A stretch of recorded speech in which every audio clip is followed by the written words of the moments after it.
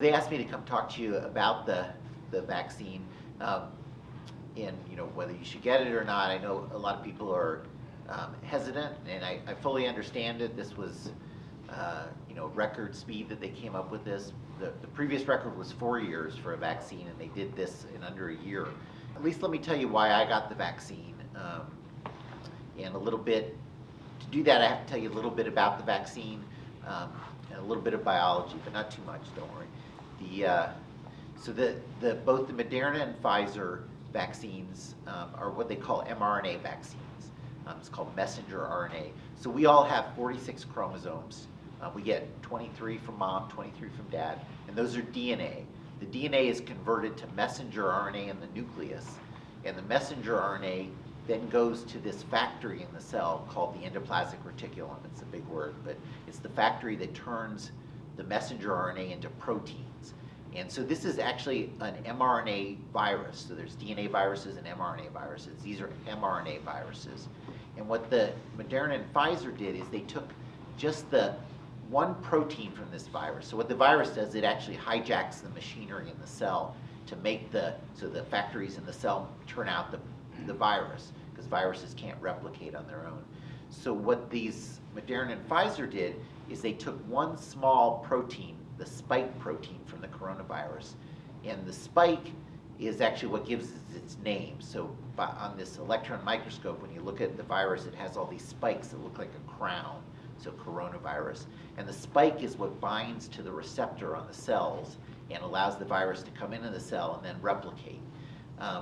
So they took just a part of this, actually, spike protein, and they put it into this oily mixture that you get injected. It goes inside the cells, and the mRNA is then made into this part of the protein, spike protein, and then the body fights against that protein that's made. It makes antibodies, and so the side effects, they're not really even side effects. They're effects of the body revving up. So you'll get a sore arm, you'll get maybe some flu-like symptoms, but those are actually the body making antibodies against the part of that virus. So you can't get the virus from this vaccine. Some vaccines are killed viruses, some are even live viruses, but this is just a part of the protein of this virus, so you can't get the virus from this.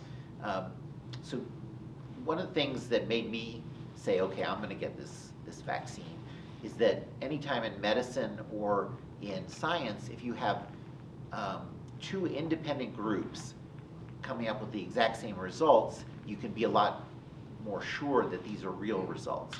And both Moderna and Pfizer are targeting this exact same spike protein. And their results were amazingly similar. 94.5% efficacy for one and 95% efficacy for another. And that means, you think, well, it doesn't fully protect me. So that's true that 5% of the time you can still get the virus, but 100% of the time it protects you against being hospitalized or dying, which is actually what we really care about. You still may be able, in the certain small circumstances, to be able to pass it on to other people who didn't get vaccinated. So that's why I'm still wearing a mask, and why everybody needs to wear a mask even after the vaccination until we reach that herd immunity so that the virus will die out. And by now, over 80 million shots have been given in the United States alone, so we know a lot about this. It's true that it hasn't been fully approved by the FDA yet. What they gave is emergency approval.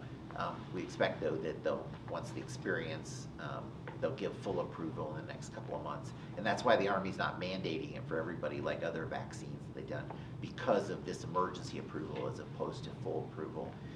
But emergency doesn't mean experimental or anything like that.